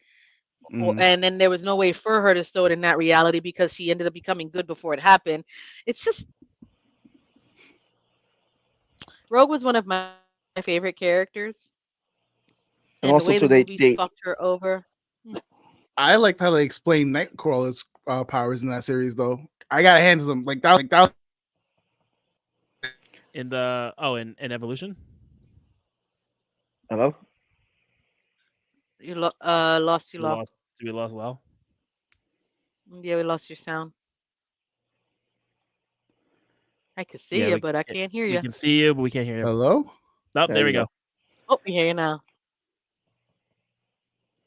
I don't know what happened. Can you guys hear me now? Yes. The Ghost of Yes. Fox came back for you and said, "Don't you talk bad about my X-Men." I wasn't Yes. talking bad. I was saying I I liked know, how they fucking- showed fucking Nightcrawler. that he goes through another dimension to get back to ours. I mean, I think that was always with his powers though. Like he bamps into another dimension, comes right Don't back. you fucking say it. You go. Don't pull up that comment. Don't pull up that comment. We love People's you. hanging out with us. We have to. We have to. Ah, There you go. Yeah. You're on timeout. Thank you. You're on timeout. We do You not know acknowledge that. you know what you did. Joe Hendry video. I would have left. I would have called it a night. I would have called it a fucking night. If you say his name, he will appear. I don't even know his name. Hey, no, what was cool about X-Men Evolution, it was a great original X-Men story, great original take on the characters. And they did a lot of great crossovers in that. We also got an animated version of X-23 in that show. And then after that was the short-lived show of Wolverine and the X-Men, which I thought was another good take on the X-Men. But I think it suffered Evolution because is the one where Rogue has like the one white streak, right? That's X-Men Evolution. Yeah, Like with a super emo with the dark fucking lipstick and whatever. She was a goth chick. Yeah. Val, you weren't a fan? I like the show because it's X-Men. You know, I love anything X-Men. But I am extremely. I was a really big fan of Rogue in the 90s, the cartoons, the comic books. Like, I wanted to be Rogue. And to get the movies destroy her character the way they did, and the way they played out in X-Men Evolution, it was disappointing. And so I ended up liking other characters instead. So what they should have done with the movies is that her character should have been the Shadow Cat, because that's what they did. And in the animated series, Shadow Cat was kind of replaced with Jubilee, because Shadow Cat was that young character role in the comics. I like Shadow Cat in Evolution. Yeah. So they should have really done that for her. But Rogue never really got a proper live portrayal. And Evolution, I could see Evolution again is a great original story, but I see where they took from the movies and the Ultimate Universe where they were just making them younger and focusing on their teen years, because I think that's what they were trying to do at the time to get a younger audience. Also, I went down a rabbit hole of like really messed up things in comics, and Kitty Pryde and Colossus. Oh, wow! I didn't realize how messed up it was. It's for tone. It's on par with what Hal Jordan did. Wait. Oh. Yeah. I forget, was that the time that he had like the powers of the Juggernaut? Yeah. He was affected by the powers of the Juggernaut. No. This is so Kitty, I think, was about to die or something. So, like, she was like, before I leave this mortal plane, whatever the case is, I just want to experience sex. She was still a child. Oh, yep. Like full child. Which is why I said I believe I wouldn't say full. I mean, I don't think he was that much older than her. I think he was already like in his 20s or something like that. Hold on. They made it seem like it's a high school senior dating a freshman. Yeah, it is more than that. I'll find the video and I'll drop it because it's got to be in my YouTube watch history. Yeah, but it's crazy. Also, I think it was on the tails of that Hal Jordan thing, which they have retconned because they said something where, her planet ages faster. It's like no. It's what is still, this for Kitty? No, for. Do you remember when Hal Jordan dated like the girl who was essentially like 7? But I think she was 7 of her years. Are you talking about Green Lantern? Yes. So Hal Jordan at a 7-year-old? Hold on. So this girl, she must have been like a teenager or something like that. But like, I guess in her years, she's older. I forget what it is. But essentially, this little girl, she's a teenager. aged herself up to look more like an adult because she had a crush on Hal Jordan and made advances and ended up dating Hal. And like DC was just like, okay. And then like later on in another issue, they retconned it and it was just bad. Like it was one of those things where like I remember Zayas going, Hal is this like the worst Green Lantern. And I was like, I thought everyone liked Hal. It's like, no, everyone loves John. Hal's garbage. I was like, oh, everyone does love John. Everyone does love John. I mean, we all love John Stewart. You cannot help but love John. Like, if you do not love John Stewart, you're wrong. Like, I don't know what to tell you. Like, you're wrong. And I'm not even gonna argue it. You're just gonna have to accept that L. It's like we all love Nathan Fillion as Hal, but we all just equally but just as a whole, we love John Stewart. Absolutely. Absolutely. Yeah. That is the X-Men tonight. What do we got next week? What do we have next week? What do I need to watch in one day? Do you regret watching it all? No, it was amazing. I've been meaning to watch it. It was just one of those I just never got a chance to, and then I finally watched it. We're not doing Fallout just yet, apparently, because you guys want more time with it. I need to start it. So honestly, I'm gonna tell you right now, it is one of those shows. Like, take your time with it. It's like don't binge it because you're gonna miss a lot of shit. And I'm currently playing through the games and going through a lot of lore. So feel free to ask me all the fun questions you want. So we did solo leveling. We didn't talk Ghostbusters. We skipped over Fallout because we're doing X-Men today. Shogun. You guys can do Shogun. Just Shogun is a lot. We could do Shogun. It is a lot. I know Ninja Kamui would be the 7th. I need to watch Ninja Kamui. It's so good. I think you'd enjoy it more though because you'd be binging it. And then once Dune is out, because I'm just gonna wait to buy it because I'm not gonna pay $25. We're doing Dune 2 in June. No, May. Yeah, May 28th. All right. Fallout's good, man. Fallout's really fucking good. Maybe we should do Fallout next week. We got time to watch this week. How many episodes is it? 8. 8. I can do that in a weekend. Okay. It's easy. It's an easy 8. I will say it's just a lot of like lore stuff, but like they'll explain it to you, and you do not need to know anything about the games. You don't need to know anything about the universe. It helps, but like you don't need to know anything. I mean, that's the good thing about doing the whole. We're just doing a random vault. I think the only thing they couldn't do is they couldn't go down on what happened with LA because I think they're going to do an LA game. They're doing a London game. Oh, it's going to be London? That's the next one? It's not going to be the next one, but they are working. They're in the works of doing a London game. The next one, I believe, might, if you're talking about part 5, might be in LA potentially, and it would have to take place way after the events of certain things because there's stuff that happens. The TLDR, without spoiling anything, this show is canon to the games. What's TLDR? Too long didn't read. Okay. So the show is canon to the games. Okay. And there's stuff that happens in the show that are direct connections to the games where you're like, oh, okay. So you guys can feel free to ask me next week. We're going to talk about that next week. I can't wait. I'm so excited. I think I can do that this weekend. Yeah. I'll probably ask again Friday. What are we watching again? Like a dumbass. You need to know nothing for Fallout. You could just jump in.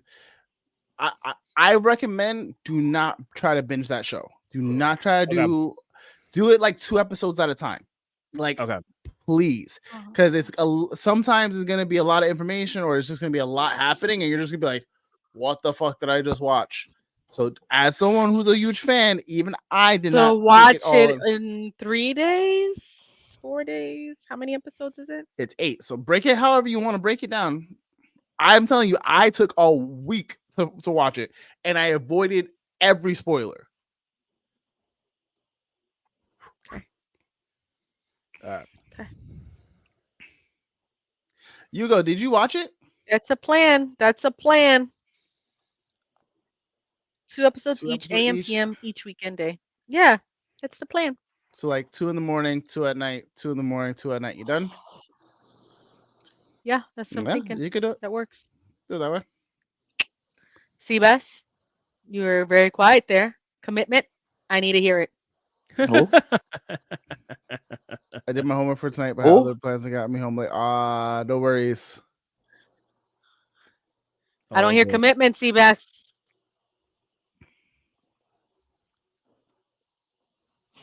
Do you want to get punched in your forehead? Because doing Not anywhere. Just she said forehead. yeah. Damn, yo. That's gonna be an expensive Damn. plane ticket to come do that. Nah, it's not that expensive actually. It's not. Yeah, right up all the way to New York. Commitment. Fallout commitment. I've already seen the first 2 episodes, so I've been watching it already. You've said so that for you're a ahead, lot of so then shows. you're- You said that for a lot of shows. Right. You just That gotta you watch the went in rest. and didn't finish.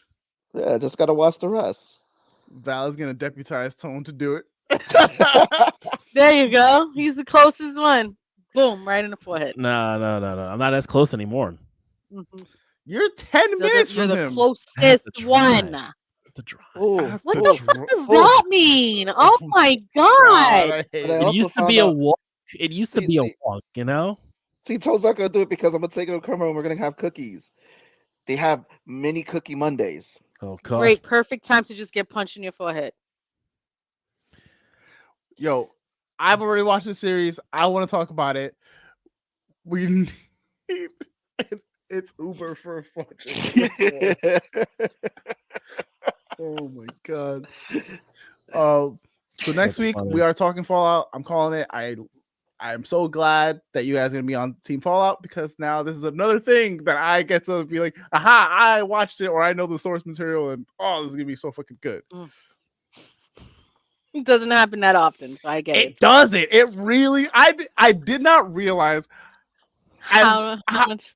like as nerdy as I am, and I know a bunch of shit. Like you have Mr. I know every comic in the fucking universe over here, and then you have like I read every Game of Thrones book, whatever, and I'm just like, yo, like I just want to know. And then this one over here, fucking lore dump central.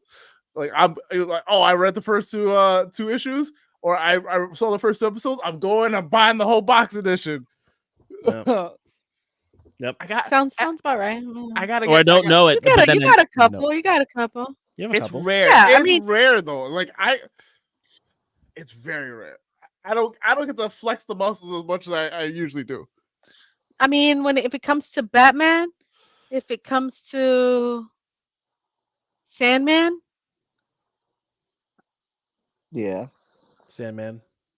you're doing Anything it for Neil solo leveling. Gaiman because you like Neil Gaiman. right? Doing it Yep. for solo That leveling. you're definitely solo leveling. There we go. That's 3. That's 3. Lost your voice. Neil Gaiman? Neil Gaiman. Yeah. Yes, Neil that Gaiman. guy. Thank you. You said Gaiman, and I was like, Sorry.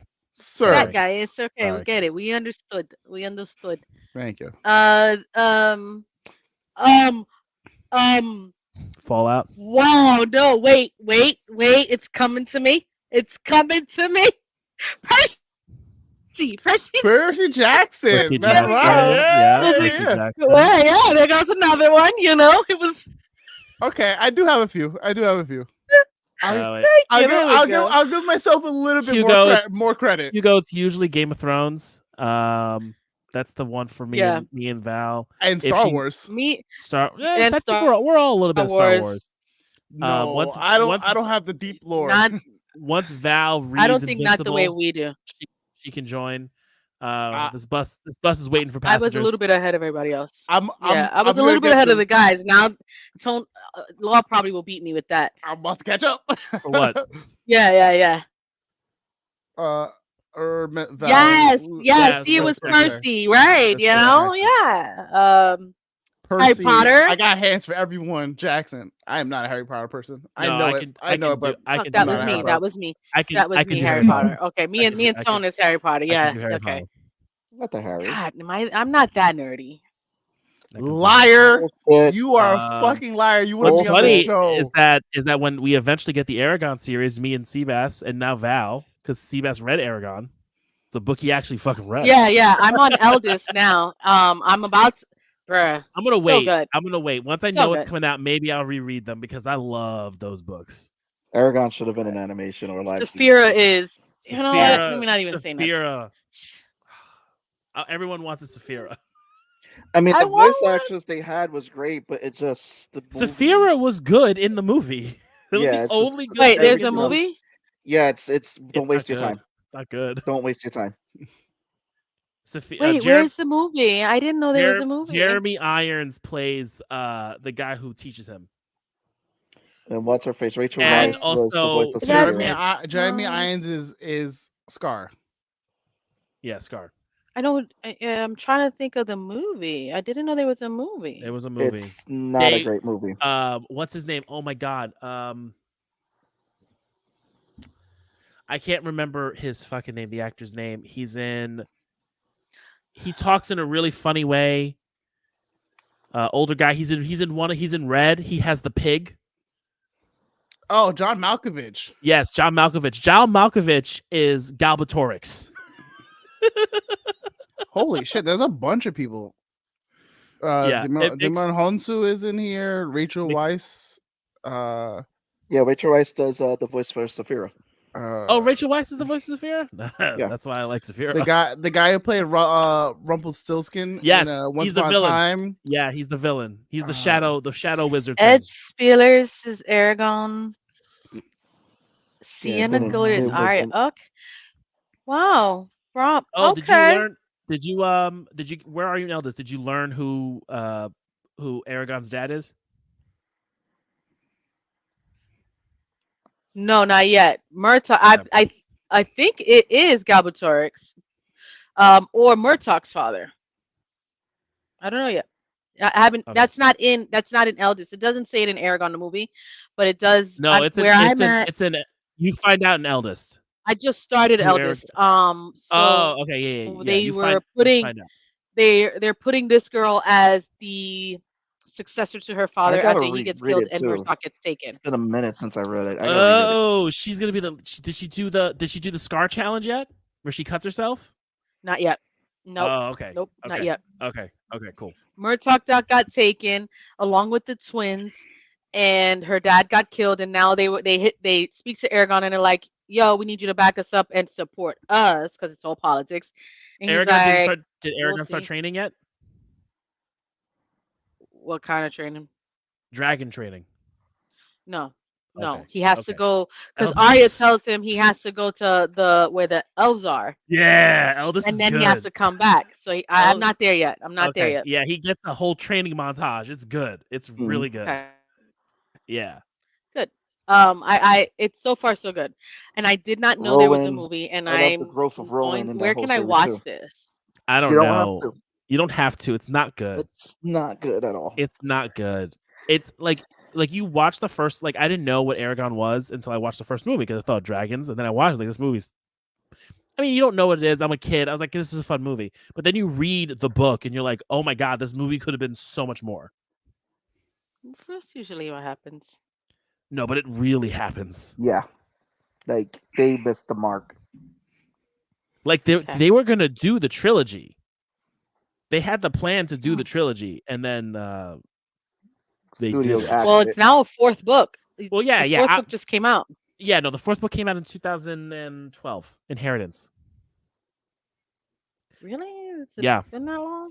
They just they advertised that shit like it just came out. No, Matthew Paolini just released another book with Murtaugh or whatever his name is. That's the book. But the Inheritance cycle. Yes.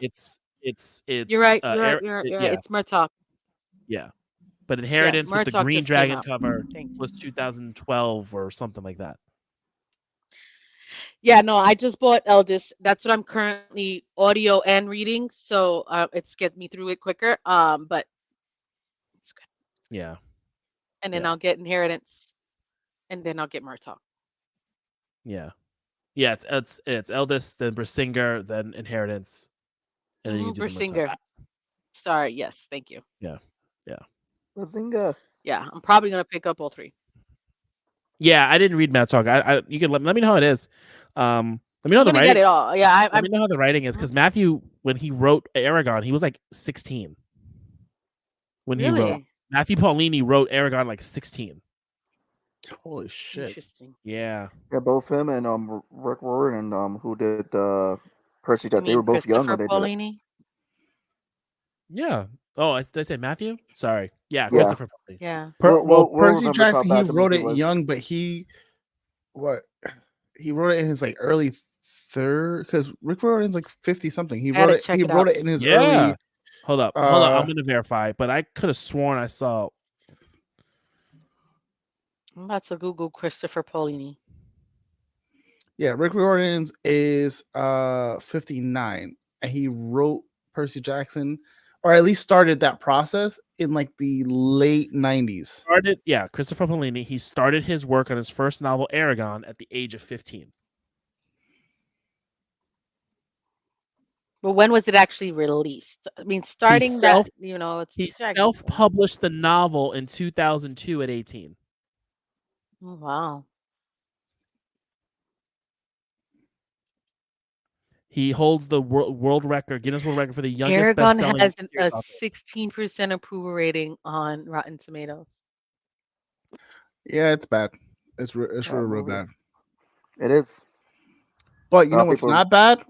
Fallout. The book. And I cannot wait for you guys to fucking watch this series, because that's what we're getting into next week.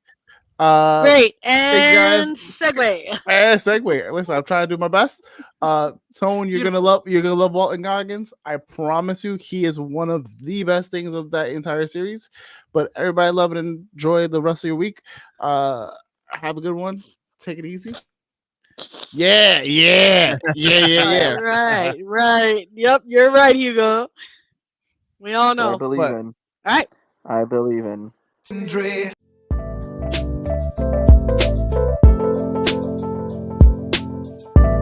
God, why? God, why? Yo, you about to get fired, bro. Like.